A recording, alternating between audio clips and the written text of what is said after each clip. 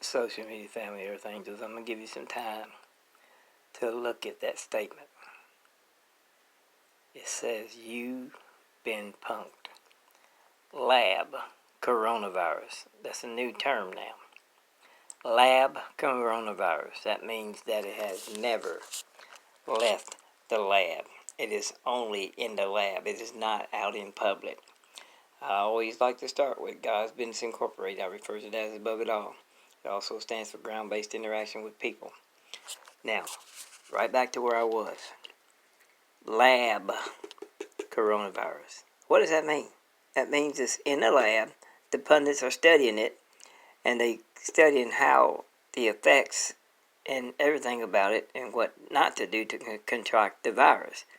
So if it's in a lab, why would you put that out in public on the news and cause people to go panic and cause our environment or our economy to go 26 million people out of work? That's just dumb. Okay, so with my rule of thumb, I want y'all to remember, every time you hear the word coronavirus, COVID-19, pandemic virus, any of those, you say radiation, because this is the real problem here. Everybody's wiping surfaces and covering their mouths in their mouths and their face with N95 masks, trying not to breathe on other people. But the real threat is here. This cell phone tower. If you in this perimeter, it's called a kill zone. If you get hit with 1,000 rads of radiation, your ass is gone. You got it, like the 1,000 people you can see getting killed in the streets of Wuhan, and it's playing out over and over again. But it's being targeted. It's being breached and targeted by Iran and China. So if you're on the outside of this circle, the perimeter, then you're likely to get like a smaller dose of 400 rads, which kills 50% of all people, makes you real sick, but you might survive it. These people in here, goners, okay? All right, so I got an interview right here with Whoopi Goldberg.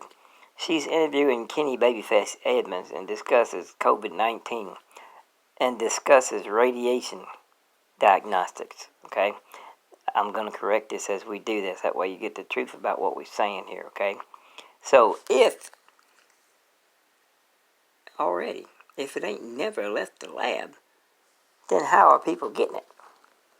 And how are people getting sick? And how are people dying from it? They not dying from this, they dying from that. They dying from radiation. Okay, so that's what I'm trying to say. Pointing out. Singer, songwriter, and producer behind 26 #1 hits, and he joins us live to share how he and his wife are recovering after contracting the coronavirus. After contracting the radiation from their cell phone towers in their vicinity of their neighborhood. That's what they contracted. They are not contracting something that is not out of the lab. You understand what I'm trying to tell y'all? He's kept the music going during the quarantine. So, hey, I'm so glad you are better. What was this? What were the symptoms like for this? All right, let's listen to these symptoms. Well, first, I don't really know where we got it from or how we got it. We were, I was in Vegas, and Nick was inside, and she was in LA. And then when I came back. Okay, so how many cell phone towers do you think there are in Vegas?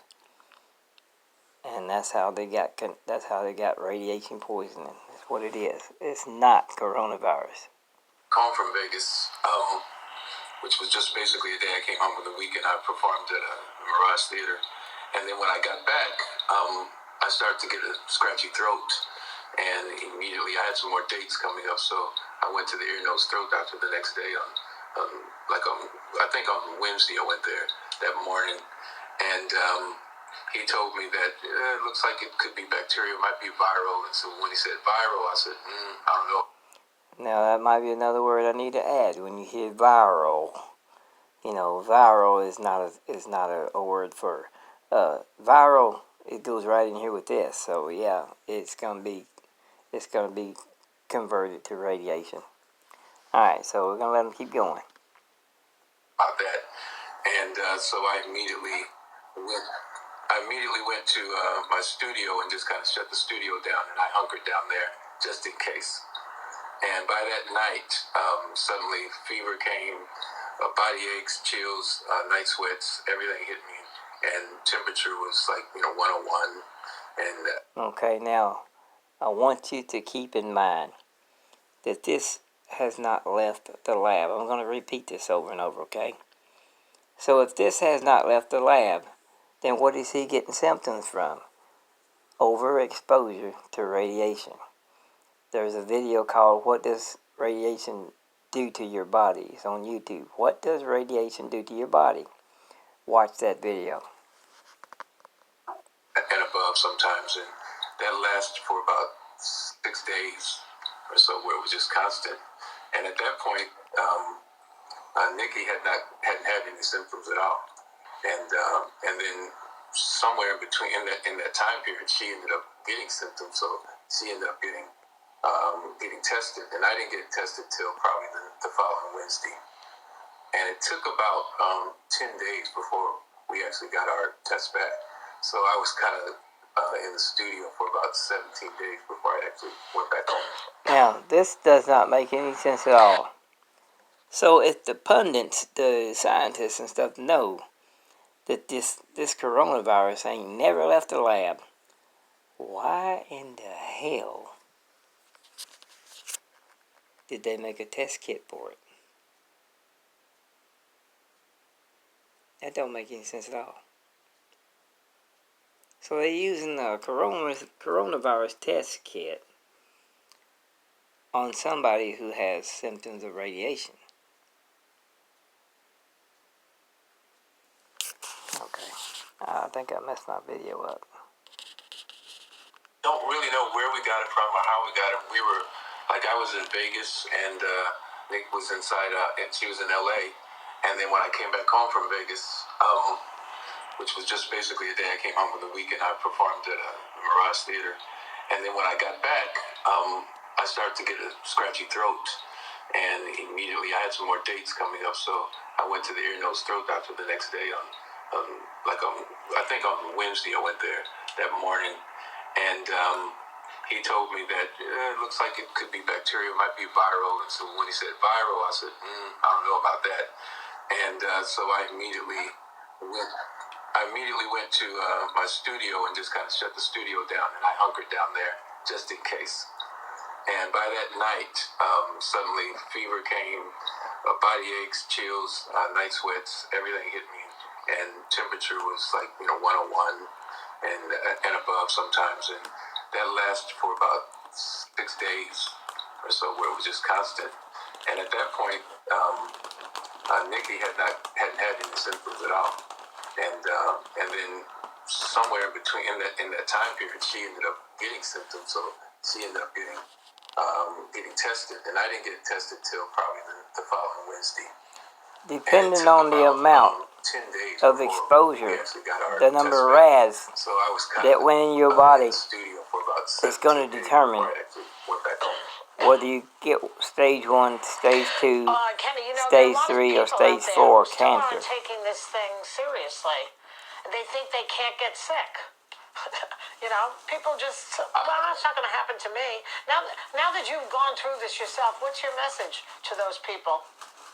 Well, you can.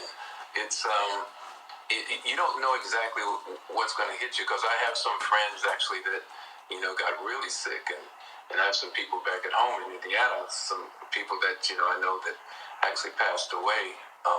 So it's real. Okay, so we're gonna stop right there.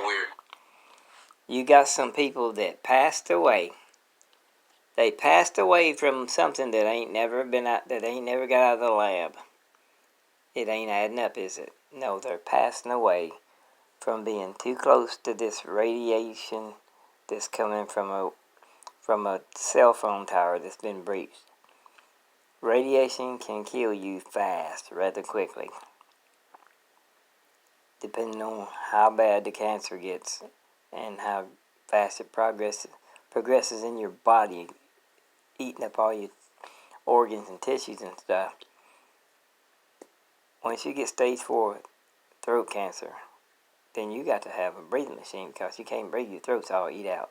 But when you go to the check station and they check you for a temperature, you're half dead.